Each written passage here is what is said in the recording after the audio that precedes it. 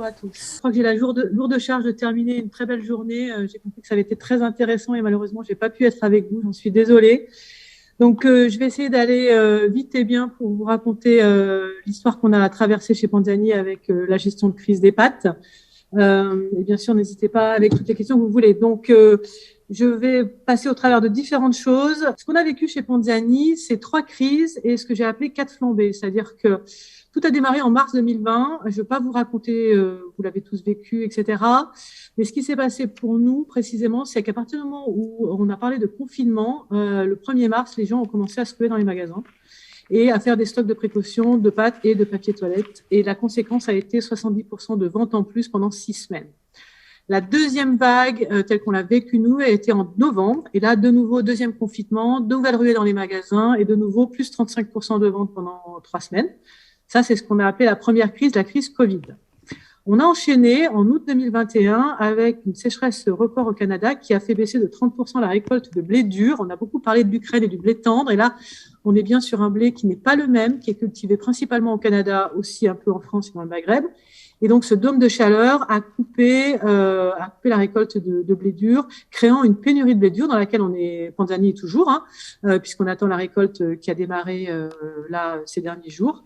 Et donc, de nouveau, là, c'est pas les clients qui se sont rués dans les magasins, c'est les distributeurs qui ont eu peur d'une montée des prix, parce qu'évidemment, qui dit pénurie dit tentative de monter les prix, et donc qui ont largement fait des appels d'air au mois d'août l'année dernière de 20% pendant 4 semaines. Et enfin, la troisième crise a été, comme j'imagine pour la majorité d'entre vous, la guerre en Ukraine, qui a provoqué, là encore, une nouvelle ruée dans les magasins, toujours sur les produits les mêmes, et donc les pâtes. Et là, ça a correspondu à 20% d'augmentation pendant un mois, qui était donc, en fait, une surcouche par rapport à ce qu'on était déjà en train de vivre avec la pénurie de blé dur. Voilà. Donc, 3 crises et 4 flambées en 2 ans. Voilà le contexte. Donc, si on passe à la suivante.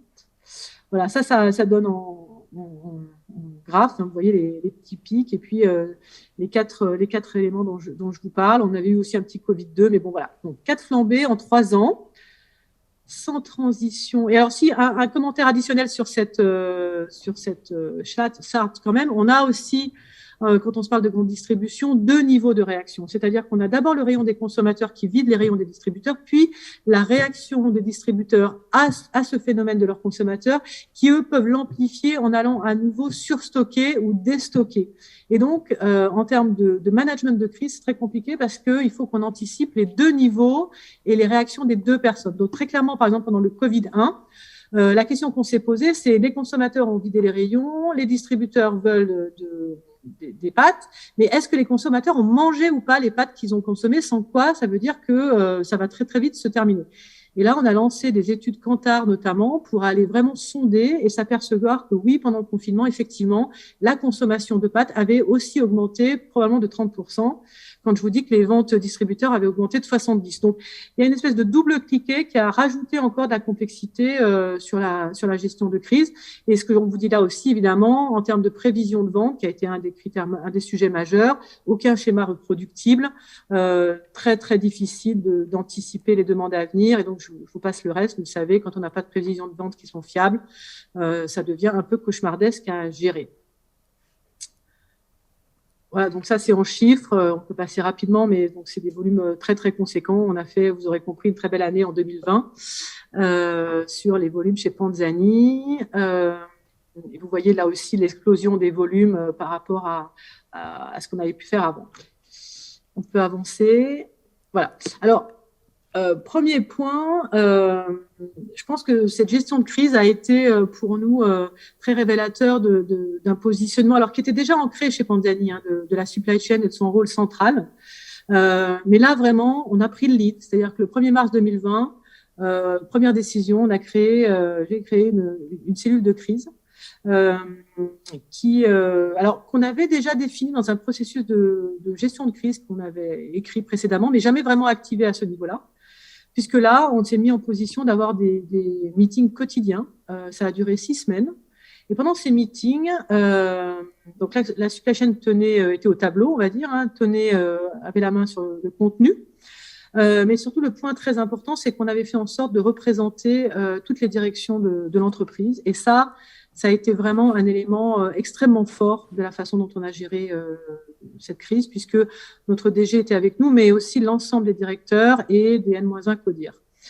Et ça nous a permis de prendre des décisions quotidiennes et collégiales. Alors, quand on a fait le premier Retex après le premier Covid, on s'est dit qu'on n'avait peut-être pas toujours pris les bonnes décisions. En tout cas, tous les soirs, de façon très claire, on se disait, bon, voilà les éléments dont on dispose, voilà les décisions qu'on a à prendre, on y va, on n'y va pas, et on assume. Et ça, vraiment, j'y reviendrai après parce que cette crise ce point de confiance et de décision instantanée a été extrêmement disrupteur pour nous parce que c'était absolument pas notre façon de gérer. Et là, face aux éléments, on n'avait pas d'autres façons de le faire que ça. Donc, en conclusion, je dirais que la supply chain a vraiment été ce chèque d'orchestre du business, puisque, et là aussi, j'imagine que vous voyez bien ce que je veux dire, on a savouré le fait de dire que pendant quelques semaines, la seule priorité de l'entreprise, c'était d'approvisionner des matières, de fabriquer et de livrer avec un quoi qu'il en coûte. C'est-à-dire qu'on a eu vraiment une espèce d'appel d'air où c'est une solidarité complète de la société sur on doit nourrir la France, il faut qu'on fournisse des pâtes et c'était vraiment la seule priorité du business que de fournir et de livrer nos clients. Et donc, quelques exemples de décisions et de leviers d'action à fort impact, parce qu'une fois qu'on avait créé une cellule de crise, une fois qu'on voyait nos chiffres de vente s'enflammer, une fois qu'on avait mis tout le monde autour de la table, il a fallu, je vous parlais de décisions collégiales, quelles ont-elles été? Alors, d'abord, quelques principes de gestion qu'on a posés très, très en amont, en disant, et c'est la première décision qu'on a prise, on a dit, vu ce qui nous arrive dans la figure, si on laisse l'assortiment tel qu'il est, on ne passera pas.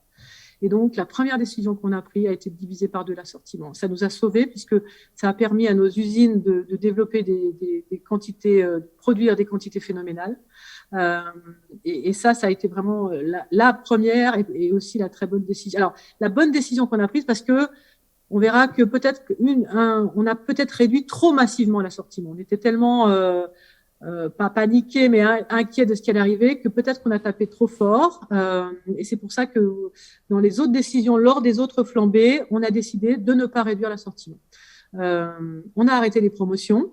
On a priorisé, bien sûr, le fonds de rayon par rapport à la promotion. Et on a aussi priorisé nos réseaux de distribution les uns par rapport aux autres. Donc, on a priorisé très clairement la GMS France par rapport à nos réseaux de vente à l'international. Et puis après, bien entendu, comme tout le monde, le réseau food service RHF étant à l'arrêt, les volumes ont été rebasculés.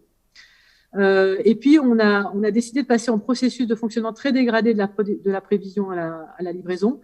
Donc, clairement, on a défini l'assortiment, on a produit et on a poussé chez nos clients. On a laissé tomber les preuves de vente. Je vous disais, de toute façon, elles étaient très, très, très, très fausses. Et on a laissé le lead, on a laissé la bride sur le coup à nos usines. Et après, on a proposé à nos clients des camions prédéfinis avec ce qu'on avait. Et sachant que l'objectif, c'était vraiment de remplir les camions. Et nos clients voulaient des pâtes. Ils voulaient pas tel type de pâte, telle référence. Ils voulaient des pâtes. Donc vraiment, on a changé complètement le sens de fonctionnement de notre supply chain. Et bien sûr, on a aussi largement dégoulotté nos capacités de chargement. Ça a pris 10 jours.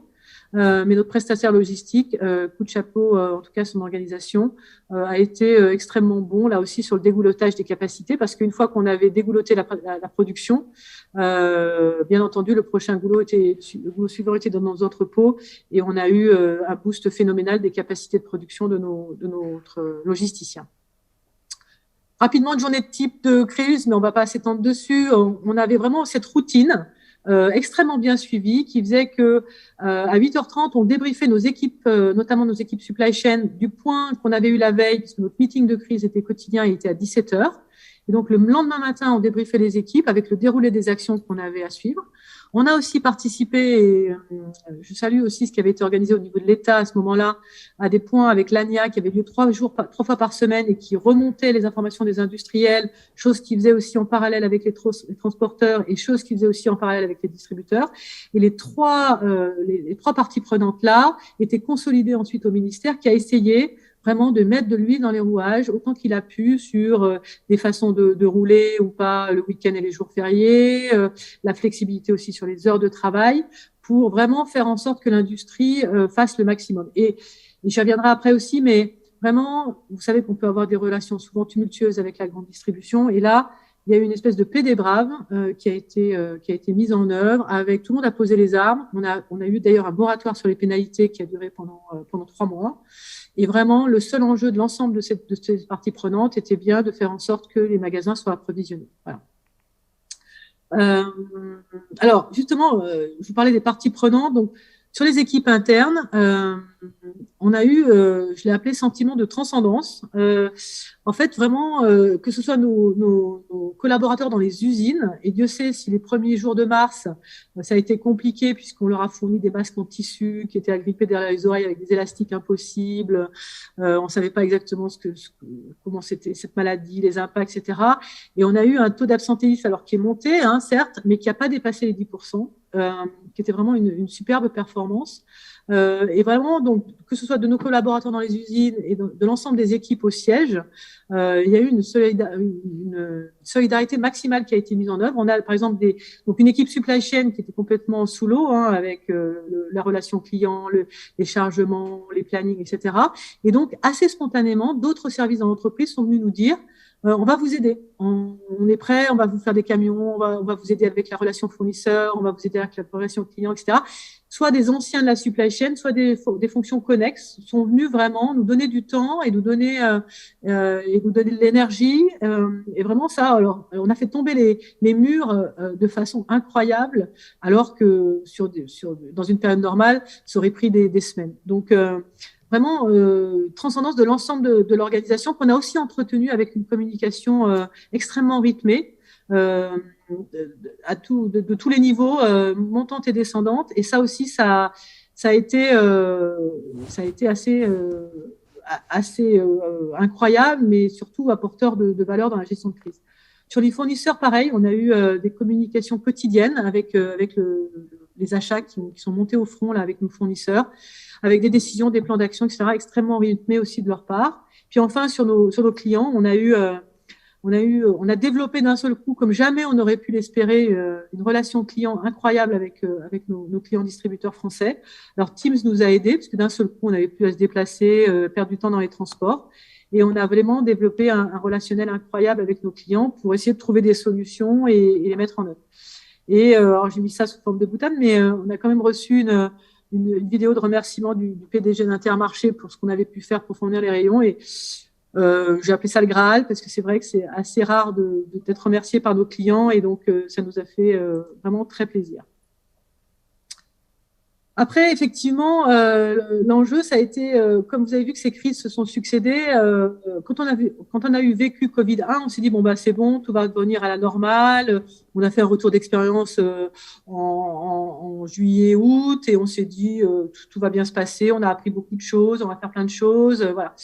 Et en fait, ça nous a aidé pour passer Covid-2 et puis pour passer les deux autres flambées. Donc, et notamment le rétexte de la première vague était que, en termes de structuration de l'information, on avait perdu beaucoup trop de temps à comprendre nos ventes, nos projections, comment tout ça s'articulait selon les produits, les références. Et donc, on a automatisé un certain nombre de choses qui n'étaient pas faites jusque-là et qui nous a donc aidé à passer les vagues suivantes.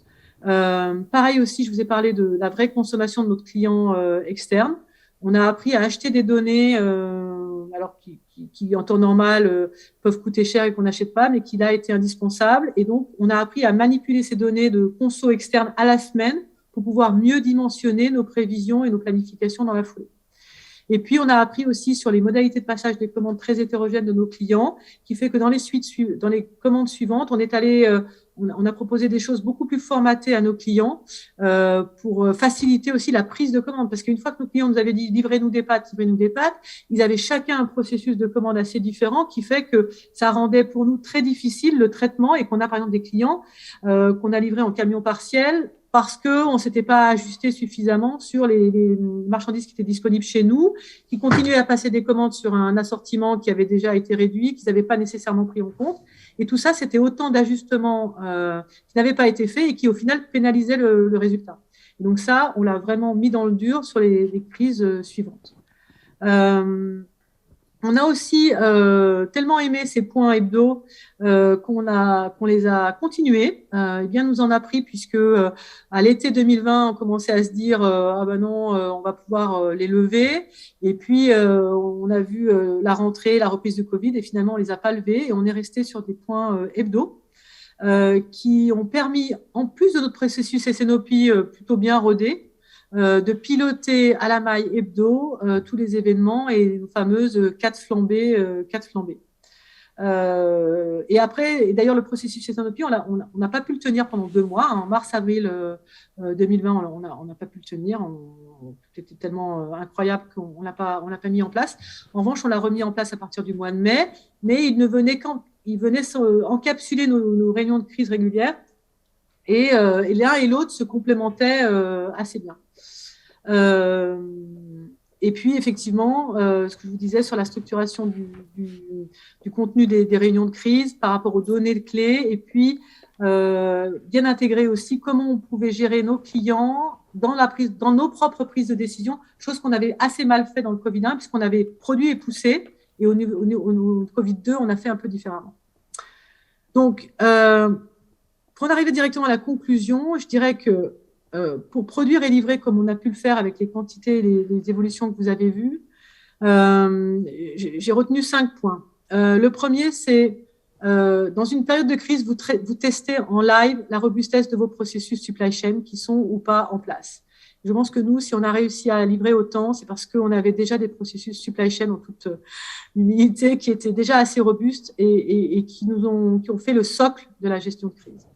Je pense que deuxièmement, effectivement, une gestion de crise ne tolère pas des données qui ne sont pas automatisées, puisque sinon, vous repartez dans des analyses, vous vous reposez des questions et vous n'avez pas le temps de faire ça en gestion de crise. Donc vraiment, l'automatisation de la donnée est vraiment structurante.